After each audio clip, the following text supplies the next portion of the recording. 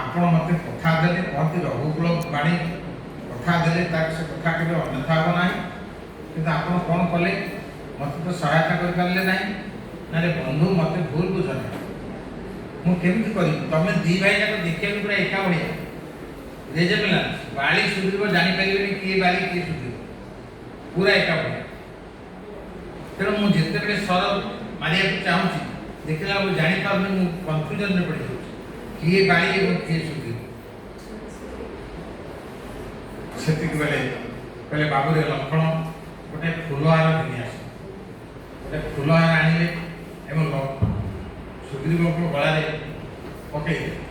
ସୁଗ୍ରୀବଙ୍କ ଗଳାରେ ପକେଇ ଦେଇଛନ୍ତି। କହିଲେ ଏଥର ଠିକ ହେଲା, ମୁଁ ଜାଣିପାରିଲି ଫୁଲହାରଟା ତୁମ ଗଳାରେ ଅଛି, ତମେ ମୋତେ ଦେଇ। ତାପରେ ଆଉ ଥରେ ବାଳି କି ଆହ୍ୱାନ କରୁଛି ସକାଳୁ ସକାଳୁ। ତାକୁ ତାରା ବହୁ ଭାବରେ ଅନୁରୋଧ କରିଛନ୍ତି, ତାକୁ ସହାୟତା ଦେଉଛନ୍ତି। 2 ଜଣ ବନବାସୀ ଆସି ତମେ ଆଉ ଯାଅ ପ୍ରଭାତ ସକାଳୁ। କିନ୍ତୁ ବାଳି ସେଟାକୁ ଭୃକ୍ଷେପ କରିଦେଇଛି। ସାଧାରଣ ଯିଏ ତାକୁ ଆହ୍ୱାନ କରୁଛି, ଲଙ୍କା କରୁଛି ଯୁଦ୍ଧ ପାଇଁ, ସେ ଆଉ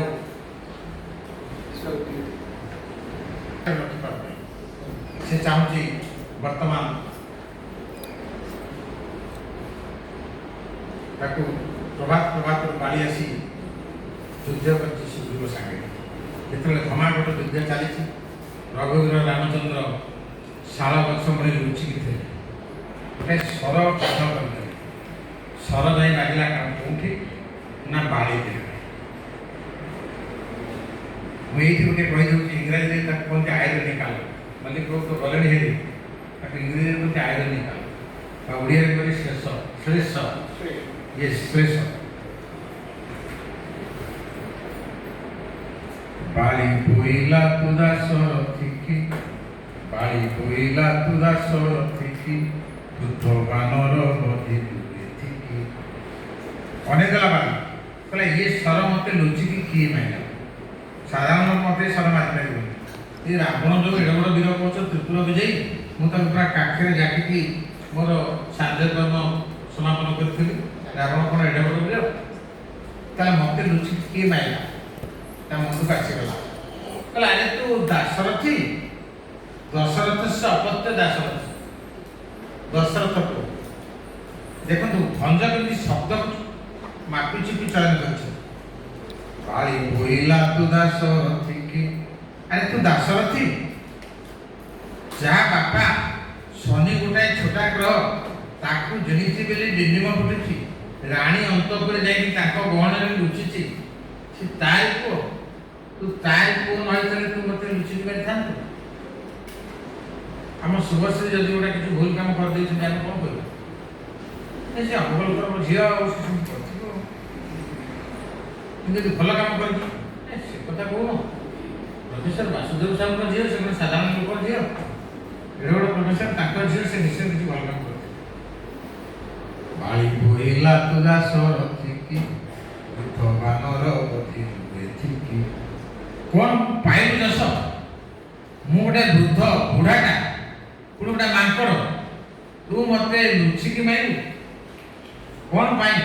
ତମର ରାବଣ ସାଙ୍ଗରେ ଶତ୍ରୁତା ଚାହୁଁଛ ତ ରାବଣକୁ ଯୁଦ୍ଧରେ ଜିଣିବା ପାଇଁ? ମୁଁ ଗୋଟାଏ ମୁହୂର୍ତ୍ତରେ ରାବଣକୁ ଝାମ୍ପି ଆଣିଥାନ୍ତି। ଏଠି ଗୋଟାଏ ଜିନିଷ ରହୁଛି ଯାହାକୁ କହନ୍ତି ଡିପ୍ଲୋମାସି। ଉପେନ୍ଦ୍ର ଭଞ୍ଜ ତାକୁ ପ୍ରୟୋଗ କରିଛନ୍ତି ବାଲ୍ମୀକି ତାଙ୍କର ଗୁରୁ। କ'ଣ ସେ ନା ଯଦି ସେ ବାଳି ସାଙ୍ଗରେ ହାତ ମିଳେଇ ଦେଇଥାନ୍ତେ, କାହିଁକିନା ବାଳି ଜଣେ ଅନ୍ୟାୟୀ ଅତ୍ୟାଚାରୀ। ସେ ସାନ ଭାଇର ସ୍ତ୍ରୀ କି ହରଣ କରି ଆଣି ରଖିଛି ରୁମା। ତେଣୁ ଜଣେ ଅନ୍ୟାୟୀ ଅତ୍ୟାଚାରୀ ସାଙ୍ଗରେ ଜଣେ ସଚ୍ଚରିତ୍ର ବ୍ୟକ୍ତି ସେ କେବେ ହାତ ମିଳେଇବ? ନା ସମ୍ଭବ? ତା ସାଧାରଣ ସ୍ୱାର୍ଥ ପାଇଁ। ଆଜିକାଲି ରାଜନୀତିରେ କ'ଣ ହେଉଛି? ରାଜନୀତିରେ ଆଉ ନୀତି ନାହିଁ। ରାଜନୀତି ଥିଲା ଶ୍ରେଷ୍ଠ ନୀତି। କିନ୍ତୁ ବର୍ତ୍ତମାନ ଯିଏ ଯେତେ ଅନ୍ୟାୟୀ ଅତ୍ୟାଚାରୀ ହେଉ, ୱାସିଂ ମେସିନ୍ ଭିତରେ ପଶିଗଲେ ସେ ସଫା ହେଇଗଲା। ବର୍ତ୍ତମାନ ସମସ୍ୟା ଏଇ ସ୍ତରକୁ ଚାଲି ଆସିଛି। କିନ୍ତୁ ରାମଚନ୍ଦ୍ର ତାହା କରିନାହାନ୍ତି। ସେ ବାଳି ସାଙ୍ଗରେ ହାତ ମିଳେଇଲେ ନାହିଁ। ତାରା ଖବର ପାଇଗଲା। ସକାଳୁ ସକାଳୁ ମୋ ସ୍ୱାମୀ ଯାଇଥିଲେ ଯୁଦ୍ଧ କରିବା ପାଇଁ ସୁଗ୍ରୀବଙ୍କୁ। ମୋର ଡାହାଣ ଅକ୍ଷରଟା ସ୍ଫୁରୁଥିଲା, ଡାହାଣ ଆଖିଟା ଡେଉଁଥିଲା। ନାରୀମାନଙ୍କର ଡାହାଣ ଆଖି ଡେଇଁଲେ ଅଶୁଭ, ପୁରୁଷମାନଙ୍କର ଡାହାଣ ଆଖି ଡେଇଁଲେ ଶୁଭ। ନାରୀମାନଙ୍କର ବାମ ଅକ୍ଷରଟା ହେଉଛି ଶୁଭ। ତେଣୁ ମୋ ଡାହାଣ ଆଖି ଡେଉଁଥିଲା। ଖବର ମିଳିଗଲା ତା ସ୍ୱାମୀ ବର୍ତ୍ତମାନ ନିଧନ ହୋଇଯାଇଛି। ଉପେନ୍ଦ୍ର ଭଞ୍ଜ କୋଟି କୋଟି ଦଣ୍ଡବତ। ଶୁଭଶ୍ରୀ ତମେ କେବେ ଲକ୍ଷ୍ୟ କର, ଯାହାକୁ କହନ୍ତି ବିନ୍ଦୁଏ ଲୁହରେ ଗୋଟିଏ କୁହ। ବିନ୍ଦୁଏ ଲୁହରେ ବାଳି ଯେତେବେଳେ ମରିଯାଇଛି, ମାନେ ଜୀବନ ଛାଡ଼ିନି, ଜୀବନ ଅଛି କିନ୍ତୁ ସରକାର ପିଠି ରହିଛି। ଉପେନ୍ଦ୍ର ଭଞ୍ଜ ଲେଖୁଛନ୍ତି ବୈଦେଶୀ ବିଳାସରେ। କୋଟି କୋଟି ଧନ୍ୟବାଦ। ବେଳ ଅସ୍ତ ହୋଇଲା ପ୍ରଭାତରେ, ବେଳ ଅସ୍ତ ହୋଇଲା ପ୍ରଭାତରେ, ବୋଲି ପଡ଼ିଲା ବାଳିର ଉପରେ। ତା ସ୍ୱାମୀ ଗୋଟେ ନାରୀର ସବୁଠାରୁ ଶ୍ରେଷ୍ଠ କିଏ ନା ତା ସ୍ୱାମୀ। ଯାହା ଗଙ୍ଗାଧର ମେଘ ଲେଖିଲା ତାଙ୍କ ସାଧନା। ଏ ନାରୀମାନଙ୍କର ସ୍ୱାମୀଟି ଈଶ୍ୱର, ସ୍ୱାମୀଟି ଚରଣ ସ୍ୱର୍ଗ, ଲକ୍ଷ୍ମୀ ସଦାପତି ପ୍ରତାର ସଙ୍ଗୀତ, ସ୍ୱାମୀ ତୃତୀୟ ବର୍ଗ। ସ୍ୱାମୀ ଯାହା କରିବେ ରୁଷ୍କର ହେଲେ ପାଳନେ ହେବୁ ତତ୍ପର, ଥରେ ଯାହା ପାରିବେ ଆଉ ତହିଁ କେବେ ହେବୁ ନାହିଁ ତତ୍ପର।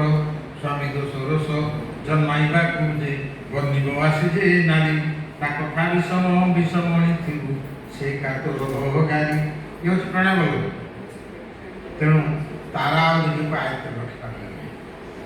ସେତେବେଳେ ରାମଚନ୍ଦ୍ର ତାଙ୍କୁ ପ୍ରବୋଧନ ଦେଉଛନ୍ତି, ମୁଣ୍ଡ ଉଠେଇଲେ, କହିଲେ ଏଇ ଜଟାଧାରୀ ମୋ ସ୍ୱାମୀକି ମାରିଛି। ବିଚ୍ଛେଦ ଯେ କଲା ମୋ ବଲ୍ଲଭର, ବିଚ୍ଛେଦ ଯେ କଲା ମୋ ବଲ୍ଲଭର, ବାଳା ଅଙ୍ଗ ସମ୍ପୂର୍ଣ୍ଣ ତାର। ମୁଁ ଅଭିଶାପ ଦଉଛି, ସେ ବାଳା ସୁଖ ମାନେ ସ୍ତ୍ରୀ ସୁଖ କେବେ ଜୀବନରେ ପାଇପାରିବ ନାହିଁ। ତାରା ଜଣେ ସତୀ ନାହିଁ, ସେ ଅଭିଶାପ ଦେଇଥିଲେ ରାମଚନ୍ଦ୍ର। ସେଥିପାଇଁ ରାମ ଜୀବନ ସାରା ସୀତାଙ୍କ ଭିତରେ ବିଚ୍ଛେଦ ରହିଲା। ରାବଣ ନେଇକି ଗଲା, ସେଠି 14 ବର୍ଷ ବନଜରେ କଟେଇଲେ। ପୁଣି ଆସିବା ପରେ ଦେବା ଦେବଣୀ ଭିତରେ ଯେଉଁ ଆଲୋଚନା ହେଇଛି ଏବଂ ତାଙ୍କୁ ସେ ପରାମର୍ଶ ଦେଇଛନ୍ତି, ଆପଣମାନେ ସେଟା ଜାଣିଛନ୍ତି, ତା ଭିତରକୁ ଯାଉ। ତେଣୁ ଯେତେବେଳେ ରାମ ଏଇଟା ଶୁଣିଦେଲେ, ଗୋଟେ ସାଧାରଣ ଆଦିବାସୀ ନାରୀ, ମାନେ ବାଳି ସୁଦୂର ସଂସ୍କୃତି ଆଦିବାସୀ ପରମ୍ପରା ବୋଲି ତାଙ୍କୁ କୁହାଯାଏ, ଆଦିବାସୀ ନାରୀ, ସିଏ ବର୍ତ୍ତମାନ ଆପଣଙ୍କର ମୋହନ ମାଝୀ ମୁଖ୍ୟମନ୍ତ୍ରୀ, ସେ ଗୋଟା କିଛି ଭୁଲ କରିଦେଲେ କହୁଛନ୍ତି, ତାଙ୍କ ଆଗରେ କ'ଣ ଆପଣ କହିବାକୁ ସାହସ କରିବେ? ଏତେ ଜିଲ୍ଲାରେ ହାଡ଼ ଅଛି, ସାଙ୍ଗେ ସାଙ୍ଗେ ପୋଲିସ ବାଲା ଥିବେ, ସାଙ୍ଗେ ସାଙ୍ଗେ ଆପଣମାନଙ୍କୁ ନେଇଯିବେ, ନିଜେ ଥାନା ଭିତରେ ଖୋଲିଦେବେ। ଏହା ନା ନାହିଁ, ଗୋଟେ ଆଦିବାସୀ ନାରୀ ରାମଚନ୍ଦ୍ର ସେତେବେଳେ ରାଜତନ୍ତ୍ର, ଯିଏ ପୁଣି ବାଳି ଭଳିଆ ବୀରକୁ ମାରିଛି, ତାକୁ ମୁହାଁମୁହିଁ ଗାଳି ଦେଉଛନ୍ତି। ସେତେବେଳେ ରାମଚନ୍ଦ୍ର ନିଜକୁ ଆୟତ୍ତରେ ରଖିପାରିଲେ ନାହିଁ। କହିଲେ ମୁଁ ବାଳିକି ମାରିକି କି ଯଶ ପାଇବି? ଇଏ ସାଧାରଣ ନାରୀଟେ ମୋତେ ଆଜି ଏଭଳି ଭାବରେ ଅପମାନ କରୁଛି ମୁହାଁମୁହିଁ। ବିଧବା ତୁ କିମ୍ ପାଇଁ ହେ ବୁଲୋକେ, ଏ ବୈଦେଶୀ ବିଳାସ। ବିଧବା ତୁ କିମ୍ ପାଇଁ ହେ ବୁଲୋକେ, ବସ ସୁଗ୍ରୀବ କୋଳେ ଅଭିଷେକେ। କହିଲା ତୁ କାହିଁକି ବିଧବା ହବ? ବର୍ତ୍ତମାନ ସୁଗ୍ରୀବ ରାଜା ହବ, ଯେଉଁ ଅଭିଷେକ ତାର ହବ, ତା ପାଖରେ ତୁ ବର୍ତ୍ତମାନ ତା କୋଳରେ ବସ ବା ତାର ଦ୍ୱିତୀୟ ସ୍ତ୍ରୀ ହ। କିନ୍ତୁ ସେତେବେଳେ ତାରା ଟିକେ ଅଭଙ୍ଗ ହେଇଛି। ପୁଣି ଉପେନ୍ଦ୍ର ଭଞ୍ଜ ରାମକୁ ମୁହଁରେ କହିଛନ୍ତି, କ'ଣ କହିଛନ୍ତି ନା ବଧୂ ଅଧିକ କି ଶାଶୁ ଠାବରୁ ବୋଲି କହି ଏହି ବାଣୀ ଆସରୁ। କହିଲା ଆରେ ତୋ ଶାଶୁ ପୁରା ଏମିତି କରିଛି, ତୋ ଶାଶୁ ଯଦି ଏମିତି କରିଛି ତାହେଲେ ବୋହୂ କରିବାରେ ଅସୁବିଧା କ'ଣ? ଏଇଟା ପରମ୍ପରା। ତମ ପରମ୍ପରା ହେଉଛି ଏଇଆ। କେମିତି ଶାଶୁ କେମିତି କରିଛି ନା ଇନ୍ଦ୍ର କାହାକୁ, ଏ ବାଳି କାହାକୁ? ବାଳି ହେଉଛି ଇନ୍ଦ୍ରକୁ। ସାଧାରଣତଃ ଇନ୍ଦ୍ର ବଦଳେ, କିନ୍ତୁ ସଚି ବଦଳେ କି? କହନ୍ତି ଇନ୍ଦ୍ର ବଦଳି ଯାଆନ୍ତି, ସଚି ବଦଳନ୍ତି। ଜଣେ ଇନ୍ଦ୍ର ଅଛି, ସେ ଇନ୍ଦ୍ର ବସୁ ପ୍ରହ୍ଲାଦ ଇନ୍ଦ୍ର ପଦଲଭି ସଚିଥା ଉଦ୍ଧାର ଦୁଃସାବଲଭି। ଯେତେବେଳେ ପ୍ରହ୍ଲାଦ ହେଇଗଲା ଇନ୍ଦ୍ର, ସଚି ବଦଳିଲା କି? ସଚି ମଧ୍ୟ ତା ସ୍ତ୍ରୀ ରହିଲା। କିନ୍ତୁ ଶାଶୁ ଯଦି ଏ କାମ କରିଛି, ତୁ କାହିଁ କହିଲେ ଅମଙ୍ଗ ହଉଛୁ? ସେଠି ବିଧବା ବିବାହ ପ୍ରଚଳନ କଲେ। ବିଧବା ବିବାହ ପ୍ରଚଳନ କଲେ ଉପେନ୍ଦ୍ର ଭଞ୍ଜ ଏବଂ ଜଣେ ସାଧାରଣ ଆଦିବାସୀ ନାରୀ ଯେତେବେଳେ ତାଙ୍କୁ ଭର୍ସନା କରୁଛି, ତା କଥାକୁ ସେ ମଥାପାତି ସହିଲେ। ଇଏ ହେଉଛି ଗଣତନ୍ତ୍ର। ଗଣତନ୍ତ୍ରରେ ସମସ୍ତେ ସମସ୍ତଙ୍କୁ ସହିବେ, ସମସ୍ତେ ସମସ୍ତଙ୍କୁ ଯାହାକୁ ଟଲେଟ୍ କରିବେ, ସମସ୍ତଙ୍କ ପ୍ରତି ସମାନ ମନୋଭାବ ଦେବେ। ସିଏ କହିବ ନାହିଁ ମୁଁ ଗୋଟେ ବିରାଟ ନେତା, ତମେ ଗୋଟେ ଛୋଟିଆ ନେତା। ସମସ୍ତେ ସମସ୍ତଙ୍କୁ ସମାନ ସମ୍ମାନ ପ୍ରଦର୍ଶନ କରିବେ, ତା ଗୋଟେ ଗଣତନ୍ତ୍ର। ସେଇ କଥାଟାକୁ ଉପେନ୍ଦ୍ର ଭଞ୍ଜ ଦେଖେଇବେ। ଆଉ ଗୋଟେ କଥା କହିବା ପାଇଁ ଚାହୁଁଛି, ସେ ବୈଦେଶିକ ବିଷୟ। ବର୍ତ୍ତମାନ ରାମ ଅଛନ୍ତି ଦଣ୍ଡକାରଣ୍ୟରେ। ତାଙ୍କର ସୁନ୍ଦର ବିମଣ୍ଡିତ ରୂପ ସୌନ୍ଦର୍ଯ୍ୟକୁ ଆକାଶ ମାର୍ଗରେ ଯାଉଛି ଶୂର୍ପଣଖା। ଶୂର୍ପଣଖା ନିଜକୁ ଆୟତ୍ତ କରି ରଖିପାରିଲା ନାହିଁ। ସେ ସାଙ୍ଗେ ସାଙ୍ଗେ ବେଶ ବଦଳେଇ ଦେଲା। ରାକ୍ଷସୀ ନା, ବେଶ ବଦଳେଇ ଦେଲା। ବେଶ ବଦଳେଇ ଦେଇ ସେ ସାଙ୍ଗେ ସାଙ୍ଗେ ଆସି ପହଞ୍ଚିଗଲା ରାମଚନ୍ଦ୍ରଙ୍କ ପାଖରେ। ରାମଙ୍କ ପାଖରେ ପହଞ୍ଚି ଆସି ଏ ବଶୀଭୂତ ହୋଇ ତବ ଶୋଭାକୁ ଚାହିଁ, ବଶୀଭୂତ ହୋଇ ତବ ଶୋଭାକୁ ଚାହିଁ, ବସିବାକୁ ତବ କୋଳେ ଆସିଛି ମୁହିଁ। ମୁଁ ତମ ରୂପ ସୌନ୍ଦର୍ଯ୍ୟରେ ବି ମୋହିତ ହୋଇ ମୁଁ ଆସିଛି ତମ ପାଖରେ ବସିବା ପାଇଁ, ତମ କୋଳରେ ବସିବି। ରାମଚନ୍ଦ୍ର ନିଜକୁ ଆଉ ଆୟତ୍ତରେ ରଖିଲେ ନା, ଏ ଉଦ୍ଧତା ନାରୀ କହୁଛି ମୋ କୋଳରେ ବସିବି, ଏ ତ ମର୍ଯ୍ୟାଦା ପୁରୁଷୋତ୍ତମ ନା। ଇଏ ତ କୌଣସି ନାରୀକୁ ଅସମ୍ମାନ କରିନାହାନ୍ତି ଜୀବନରେ। ରାମଚନ୍ଦ୍ର କହିଲେ ମୋ କୋଳରେ ବସିବ। ସେତେବେଳେ କୋଳି ଶୃଙ୍ଖଳା କରୁଛି, ବନ୍ଧନ କରି ଭୋଜଇ ବାହୁରେ ସତ, ବନ୍ଧରେ ଶଙ୍ଖ ଚକ୍ର ପୁରୁଷାୟିତ। କହିଲେ ବନ୍ଧନ କରି ଜାଣି ବାହୁରେ ସତ। ତାର ତ ଆପଣମାନଙ୍କର ଯେଉଁ ବିଭିନ୍ନ ପ୍ରକାର ରତି କ୍ରୀଡ଼ା ଅଛି, ସବୁ ରତି କ୍ରୀଡ଼ାରେ ମୁଁ ପୁରାପୁରି ନିପୁଣ। ଏକଥା କହୁଛି ଶୂର୍ପଣଖା। ଶୂର୍ପଣଖା ମଧ୍ୟ ମାନେ ଅତ୍ୟନ୍ତ ସୁଦକ୍ଷା ଏବଂ ସୁପଣ୍ଡିତା, ବିଚକ୍ଷଣ। ଯେତେବେଳେ ଶୂର୍ପଣଖା ଏକଥା ଯେତେବେଳେ ସେ କହୁଛି, ସେତେବେଳେ ରାମଚନ୍ଦ୍ର ଟିକେ ଅମଙ୍ଗ ହେଉଛନ୍ତି, ଯାହାକୁ ହେଜିଟେଟ୍ କରୁଛନ୍ତି। ସେ ଆଉ ତାହେଲେ କ'ଣ ଏ ନାରୀ ଏମିତି କୋପି ଚାଲିଛି। ସେତେବେଳେ ଶୂର୍ପଣଖା ଭାବୁଛି, ଆରେ ବୋଧେ ମୁଁ ଛୋଟ ଜାତିରେ ଜନ୍ମ ହେଇଛି ବୋଲି ମୋତେ ଇଏ ଚାହୁଁନାହାନ୍ତି କି, ମୋର ମାନେ ପ୍ରେମ ନିବେଦନକୁ ପ୍ରତ୍ୟାଖ୍ୟାନ କରୁଛନ୍ତି କି। ସେତିକି ବେଳେ ଶୂର୍ପଣଖା ମୁଣ୍ଡରେ ଆସୁଛି ତାର ଆଉ ଗୋଟେ ପାର୍ଟ, ଆଉ ଗୋଟେ ଚାବିକି ସେ ଖୋଲୁଛି। କ'ଣ ନା, ବିଶ୍ୱବାନନ୍ଦିନୀ ମୁझे କୂଳରେ ସାଧୁ, ବିଶ୍ୱବାନନ୍ଦିନୀ ମୁझे କୂଳରେ ସାଧୁ, ବିଶ୍ୱବାୟୁ ଟୁପି ଅଧର ମଧୁ। ମୁଁ ସାଧାରଣ ନାରୀ ନୁହେଁ, ମୁଁ ଋଷି ଶ୍ରେଷ୍ଠ ବ୍ରାହ୍ମଣ ଘରେ ମୋର ଜନ୍ମ। ମୁଁ ବିଶ୍ୱବାନନ୍ଦିନୀ। ତମେ ଭାବୁଛ ମୁଁ ରାକ୍ଷସୀ ବୋଲି? ନା, ମୁଁ ବିଶ୍ୱବାନନ୍ଦିନୀ। ତେଣୁ ବିଶ୍ୱବାୟୁ ଓଷ୍ଠପ୍ରିୟ ମୋ ଓଷ୍ଠକୁ ତମେ ବର୍ତ୍ତମାନ ଚୁମ୍ବନ କର, ମୋ ଅଧର ମଧୁକୁ ତମେ ପାନ କର। ସେତିକିବେଳେ ରାମଚନ୍ଦ୍ର ଅତ୍ୟନ୍ତ ବିନୟ ଭାବରେ